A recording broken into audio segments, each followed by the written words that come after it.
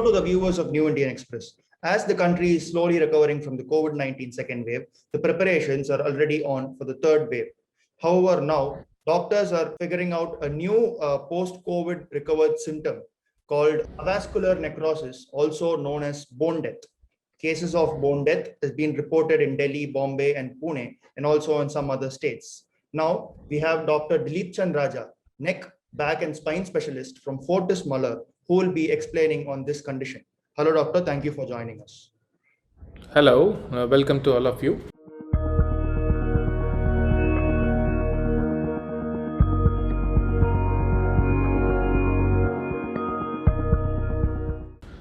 So, as you rightly said, avascular necrosis of hip. There are reports of this disease coming out in a few states and cities as a result of a complication in the management of COVID-19. So let us now look at the disease per se. Avascular means without blood supply, and necrosis means it's a cell death. So a cell death in the bone occurring because of reduction in blood supply is called avascular necrosis. So this is not a new disease, and in our routine practice, most of the bone and joint specialists regularly encounter this problem called avascular necrosis. While some bones are very prone for this disease, it is very particular that the hips are more prone for this avascular necrosis. So the reasons are because of the poor circulation of the femoral head, which forms a part of the hip joint. Now, before this COVID-19, the various reasons behind AVN were excess of smoking, alcoholism, and steroid usage in many other conditions such as asthma, skin diseases, and also blood cell dyscrasias, means genetic conditions in your blood cells. So all these conditions will lead to deprivation of the blood supply of the head, so resulting in avascular necrosis. In this long list of causes, now because of the excessive steroid usage in COVID-19, we get reports of avascular necrosis.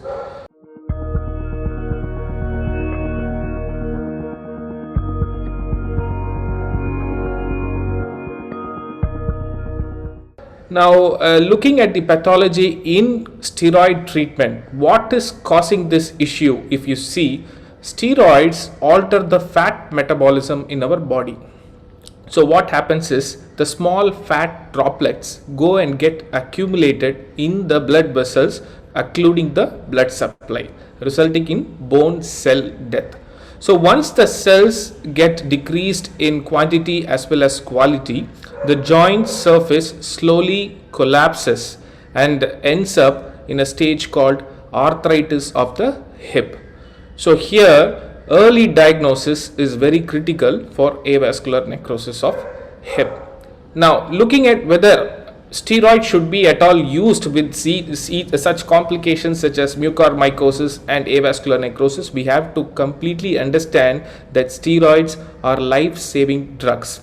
The only precaution and the advice would be to not use steroids as prophylactic medications in simple COVID cases or patients without even symptoms. In moderate to severe cases where life is at stake, steroids are life-saving and should be continued to be used, and by the reports of AVN or mucormycosis, we should not deprive the patients from steroid treatment.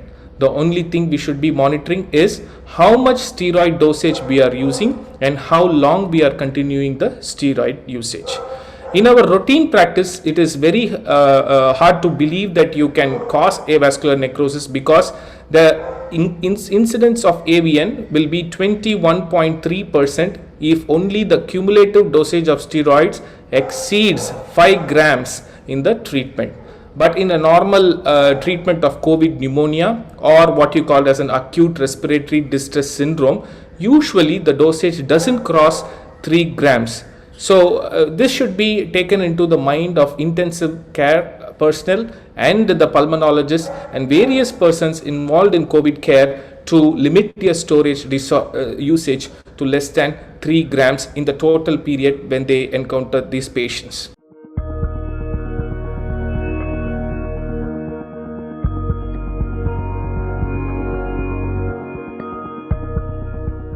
The next important thing about this is when you develop avascular necrosis of hip, you may have very subtle symptoms such as hip pain, groin pain, thigh pain, or even sometimes knee pain, because the nerve supplying the hip as well as it supplies the knee. So sometimes it may be missed. So the general word of advice would be that once you recover from COVID, if you have history of steroid usage, it is better you get evaluated by a bone and joint specialist, and it should not be neglected as a case of post viral generalized myalgia or arthralgia, because early diagnosis is in AVN is very important.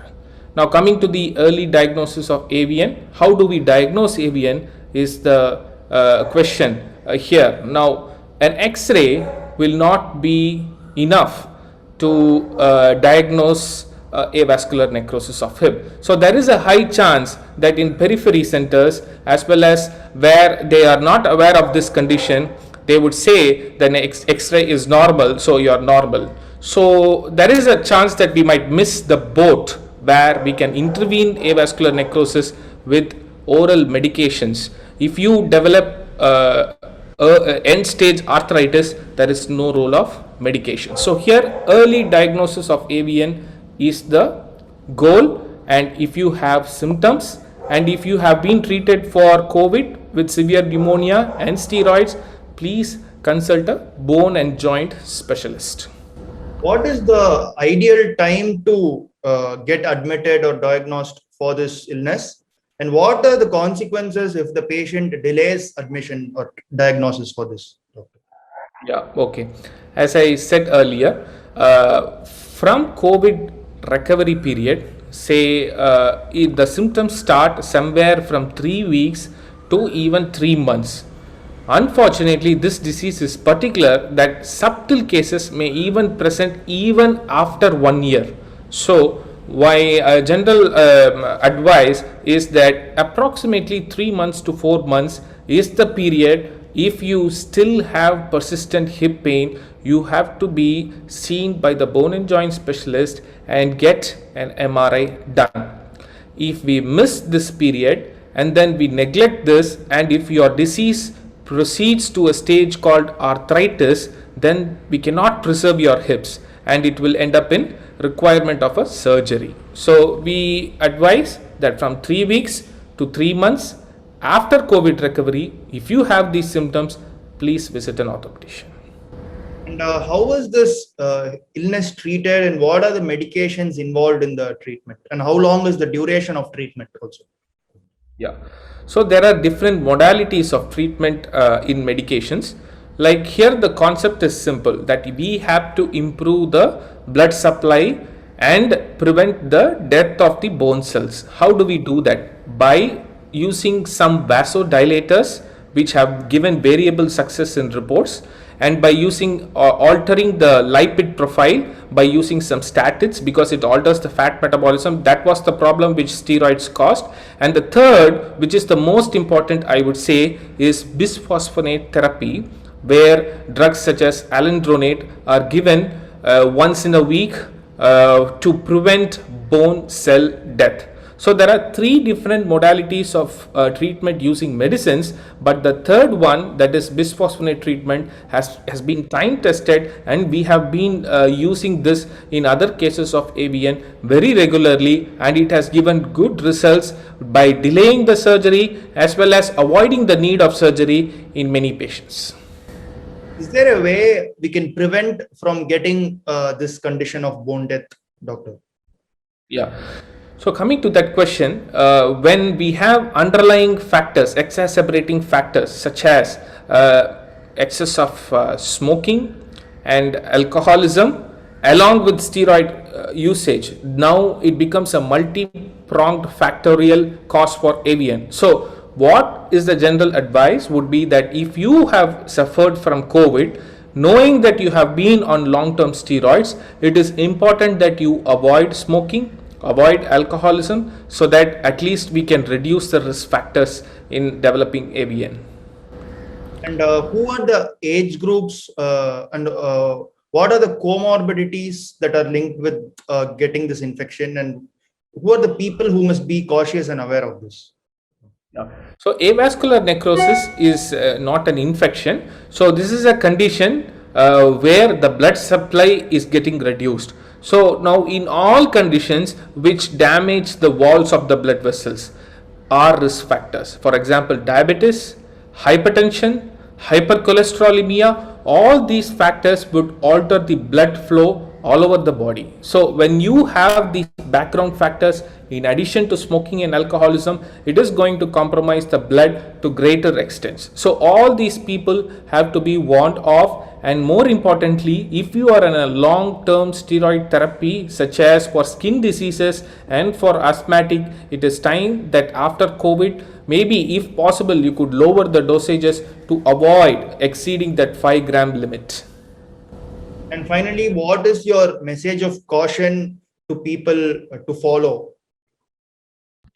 So I would like to drive 4 main messages. The first message is that please don't use steroids prophylactically in mild or minimal symptoms of COVID.